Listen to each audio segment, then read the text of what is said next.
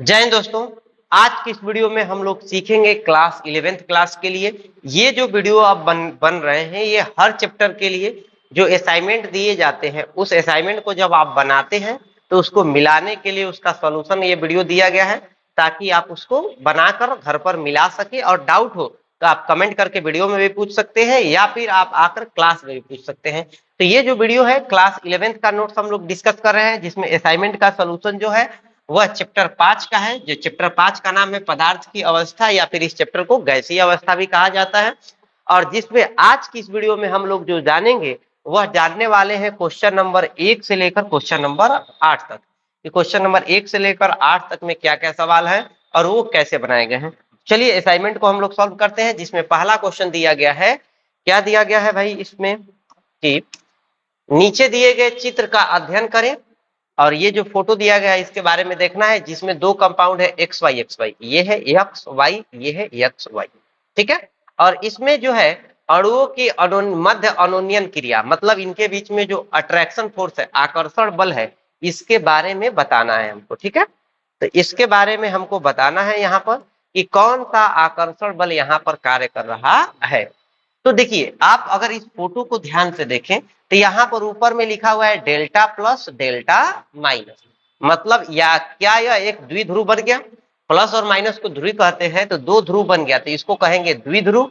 और ये भी उसी तरह से प्लस और माइनस है तो इसको भी कहेंगे द्विध्रुव। और द्विध्रुव के बीच में जो आकर्षण बल लगता है उसको क्या कहते हैं द्विध्रुव द्विध्रुव आकर्षण बल। तो इसका आंसर हो जाएगा द्विध्रुव द्विध्रुव आकर्षण बल यानी आंसर कौन सा सही है बी। आपको ये चीज हम पढ़ाए हैं इसको हम एक बार फिर से आपको सिखा देते हैं थोड़ा सा। आप कॉपी पर वैसे देखेंगे आपको क्लास में पूरा बढ़िया से विस्तार में समझाया गया है। जो वांडर वाल बल है ये तीन टाइप का होता है। एक द्विध्रुव द्विध्रुव यानी इधर भी ध्रुव बनेगा प्लस माइनस और इधर वाला के पास भी बनेगा प्लस माइनस तो इसको कहेंगे द्विध्रुव द्विध्रुव। लेकिन ऐसा भी हो सकता है कि एक के पास में ध्रुव हो लेकिन दूसरे के पास में कोई ध्रुव न हो तो ऐसा बोलेंगे द्विध्रुव प्रेरित द्विध्रुव। अगर हमारे पास दोनों के पास में द्विध्रुव न हो तो इसको कहा जाता क्या है अध्रुवीय या फिर लंदन बल या प्रकीर्णन बल कहेंगे। इसको कहेंगे प्रकीर्णन या लंदन बल। इसको कहेंगे द्विध्रुव प्रेरित द्विध्रुव। इसके चक्कर में ही फंस गया तो इसको कहेंगे द्विध्रुव प्रेरित द्विध्रुव। ये दोनों जो है द्विध्रुव द्विध्रुव तो ये द्विध्रुव द्विध्रुव आकर्षण बल द्विध्रुव प्रेरित द्विध्रुव और इसको कहेंगे अध्रुवीय या फिर लंदन बल या प्रकीर्णन बल कहा जाता है। इसके अलावा एक अलग वैरायटी होती है। कौन सी वाली होती है जब फोन आता है क्या आएगा फोन यानी फ्लोरीन ऑक्सीजन या नाइट्रोजन और इसके बगल में अगर हाइड्रोजन होगा तो यहाँ पर हाइड्रोजन बॉन्डिंग होगी। ये सबसे बढ़िया हाइड्रोजन बॉन्डिंग होगा और उसके बाद द्विध्रुव द्विध्रुव उसके बाद द्विध्रुव प्रेरित द्विध्रुव और सबसे लास्ट में होगा लंदन बल। ठीक है।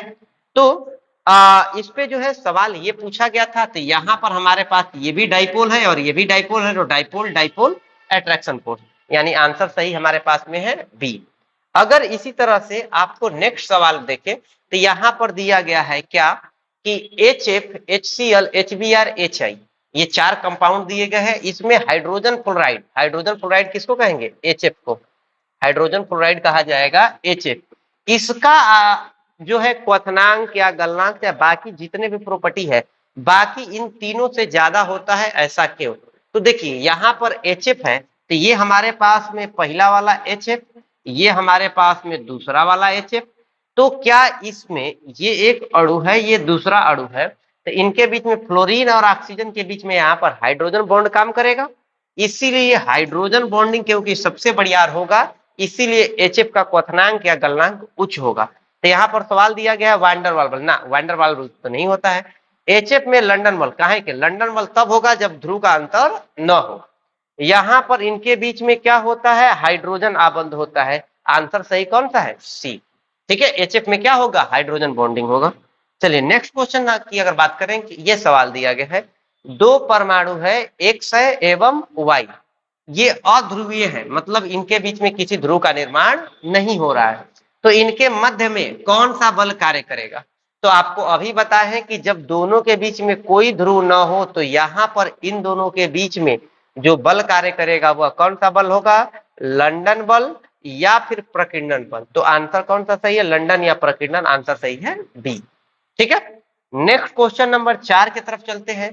क्वेश्चन नंबर 4 में बोला गया है किसी ध्रुवीय अणु व अध्रुवीय अणु, मतलब कि एक के पास में ध्रुव है, प्लस है माइनस है, और दूसरे के पास में ध्रुव नहीं है। कहने का मतलब इसके पास में प्लस और माइनस नहीं है।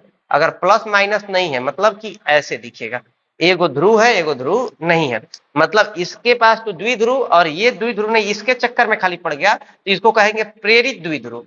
तो द्विध्रुव प्रेरित द्विध्रुव, इंड्यूस्ड डाइपोल। ठीक है, इसके बाद क्वेश्चन नंबर 5 देखिए, ये अलग वैरायटी का क्वेश्चन, इसमें अंतराणुक बल के आधार पर सवाल पूछा गया है, किसका आकर्षण बल, अंतराणुक बल वगैरह ज्यादा है कम है, तापीय ऊर्जा मतलब किसको गर्म करेंगे, कौन ठंडा रहता है, क्या है, इस सब पे। तो यहाँ पर दो चीज बोला गया है, एक यक्ष है और एक क्या है, वाई के रूप में तीन अवस्थाएं हैं, गैस, ठोस, द्रव, और तीर ऐसे बनाया गया।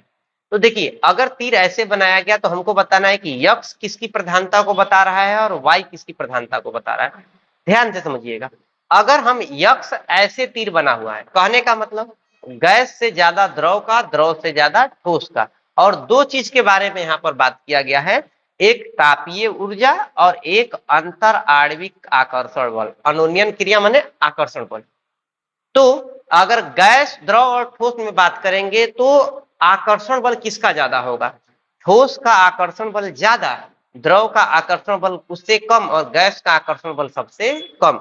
अगर ऐसा होगा तो क्या हम इसको यहां से साफ करके देखिए, तो क्या हम इसको कह सकते हैं कि इधर वाले का ज्यादा आकर्षण बल है, इधर वाले का आकर्षण बल कम है, यानी तीर ये बढ़ने का तीर होगा और ये तीर किसका है, यक्ष का। यानी यक्ष आपको किसके बारे में बता रहा है, आकर्षण बल के बारे में, और आकर्षण बल यक्ष के लिए क्या ये चीज है, यानी आंसर सही कौन सा है, एक्स। और गर्म वही करते हैं तो गर्म करने पर गैस में बदल जाएगा, थोड़ा ठंडा रहेगा तब द्रव में, और उससे भी कम रहेगा तो ठोस में। तो इसका तापीय जो ऊर्जा होगा ये ज्यादा होगा और इसका तापीय ऊर्जा जो होगा वह कम होगा। गर्म करेंगे तो गैस और ये होगा ठोस, ठंडा रहेगा तब। ये चीज पढ़ाए हैं, ठीक है। इसके बाद एक सवाल और आपको बताते हैं, ध्यान से इस सवाल को देखिएगा। ये सवाल तो हो गया है, नेक्स्ट सवाल। ये सवाल है कि जब तापमान में अंतर होता है तब पानी में भौतिक एवं रासायनिक गुण में क्या अंतर होगा।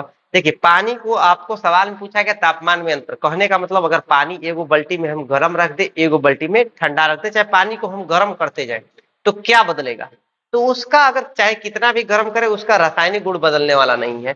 यानी तापमान में परिवर्तन के साथ इसका रासायनिक गुण समान रहता है, लेकिन इसका भौतिक अवस्था क्या होगा, बदलेगा। जैसे जैसे पानी को हम गर्म करते जाएंगे वह भाप बनकर गैस में बदल जाएगा, तो इसका भौतिक अवस्था तापमान के साथ क्या होता है, बदलता है। आंसर सही कौन सा हो गया, ए। ठीक है, इसके बाद अगला क्वेश्चन नंबर 7 है। देखिए ये गैसीय अवस्था पर आधारित क्वेश्चन है। क्या दिया गया है असाइनमेंट में, उत्कृष्ट गैस अतिरिक्त वे कौन से गैस है, मतलब कि जो उत्कृष्ट गैस है उसके अतिरिक्त मतलब उसको छोड़ के कौन कौन से तत्व और गैस अवस्था में पाए जाते हैं। तो पहला वर्ग का हाइड्रोजन पाया जाता है, वह गैस अवस्था में पाया जाता है। इसके अलावा ये तो निष्क्रिय है, इसके बारे में सोचना ही नहीं है। ये वर्ग 17 में यहाँ पर फ्लोरीन होता है, यहाँ पर क्लोरीन होता है, ये नाइट्रोजन और ये ऑक्सीजन, यानी एक नंबर जो है वह हाइड्रोजन का है। पहला पर यहाँ पर कौन होगा, हाइड्रोजन होगा, इसके बाद दूसरा पर कौन होगा, नाइट्रोजन होगा, तीसरा पर कौन होगा, ऑक्सीजन होगा, चौथा पर कौन होगा तो फ्लोरीन होगा, और छठवां पर कौन होगा, क्लोरीन। आपको पहला नंबर पर हाइड्रोजन, पहला पर हाइड्रोजन, दूसरा पर नाइट्रोजन, तीसरा पर ऑक्सीजन, चौथा पर क्लोरीन, क्लोरीन, यानी ऑप्शन ए क्या है, सही है। ये आपको बताना था कि कहाँ कहाँ कौन कौन सा गैस है। आवर्त सारणी में भी इस चीज को हम पढ़ाए हैं। अगर अभी भी डाउट होगा तो आप देखिए, आपके समय को बचाने के लिए असाइनमेंट को हम यहाँ पर डिस्कस कर रहे हैं, लेकिन अगर आपको मोबाइल से समझ में नहीं आता है, आपको कोई भी प्रकार का दिक्कत होगा, आप एकदम पैसा दे रहे हैं पढ़ने के लिए, आप क्लास में एकदम पूछ सकते हैं, इसमें डरना नहीं है। ठीक है, आप पढ़ेंगे, आप पढ़ने के लिए तैयार हैं तो आपको पढ़ाने के लिए भी हम तैयार हैं। आपकी क्वालिटी में, पढ़ाई में कोई कमी नहीं होगी, आपको उसी स्टैंडर्ड की पढ़ाई मिलेगी। चलिए अगला सवाल देखते हैं। सवाल दिया गया है, निम्न में से कौन से गैस गुणधर्मों को व्यक्त नहीं कर सकता है, मतलब कि इसमें कैसा कौन सा चीज है जो गैस के लिए लागू नहीं होगा, कौन सा गैस का गुण नहीं है। पहला है गैस अधिक संपीड़ होते हैं। तो ये तो बात सही है, संपीड़ कहने का मतलब दबाने पर दबे। तो गैस बोला गया है कि गैस अधिक संपीड़ होते हैं, मतलब कि गैस को जब दबाया जाता है तो गैस ज्यादा दबता है। बात बिल्कुल सही है। और आपको बताना है कि कौन व्यक्त नहीं करता है, मतलब कौन गलत स्टेटमेंट है वो बताना है। तो ये तो नहीं है। अगला है गैस सभी दिशाओं में समान रूप से दाब डालता है। ये भी बात सही है। अगर किसी बर्तन में हम गैस को रखेंगे, ये एक बर्तन है जिसमें हमने गैस को रखा, तो गैस किसी भी एरिया में इधर से भी फोड़ेंगे तो निकल जाएगा, इधर भी निकल जाएगा, इधर भी, हर तरफ निकल जाएगा। कहने का मतलब हर सतह पर क्या कर रहा है, वह दाब लगा रहा है। ये भी सही है। अगला चीज है कि गैस का द्रव एवं ठोस की तुलना में बहुत अधिक घनत्व होता है। ये बात गलत है। गैस के कण क्योंकि दूर दूर होते हैं, आपको अभी बताए हैं कि गैस के कण में आकर्षण बल कम होगा, गैस दूर दूर होंगे। और गैस के कण जब दूर दूर होंगे तो उसका घनत्व क्या होगा, कम होगा। और इसका घनत्व यदि कम होगा तो यहां पर हमारे पास में, सॉरी, अगर गैस का घनत्व कम होगा तो यहां पर ये जो स्टेटमेंट दिया गया है कि अधिक होता है, ये स्टेटमेंट क्या है, गलत है। और ये स्टेटमेंट गलत है, हमको गलत ही चुनना था, यानी आंसर कौन सा सही है, सी। तो आज की इस वीडियो में हम लोग क्वेश्चन नंबर 1 से लेकर 8 तक आप लोग का असाइनमेंट का सवाल डिस्कस किए हैं। इसके आगे के सवाल जो होगा आप लोग को नेक्स्ट वीडियो में बताया जाएगा। ठीक है, मिलते हैं आप लोगों से नए वीडियो में। तब तक के लिए अपना ख्याल रखें। और अगर आपको पढ़ाई में किसी भी टॉपिक में डाउट होगा तो आप क्लास में भी पूछ सकते हैं या वीडियो में कमेंट करके भी आप पूछ सकते हैं, हम आपको वीडियो बनाकर उसको समझा देंगे। ठीक है, मिलते हैं आप लोगों से।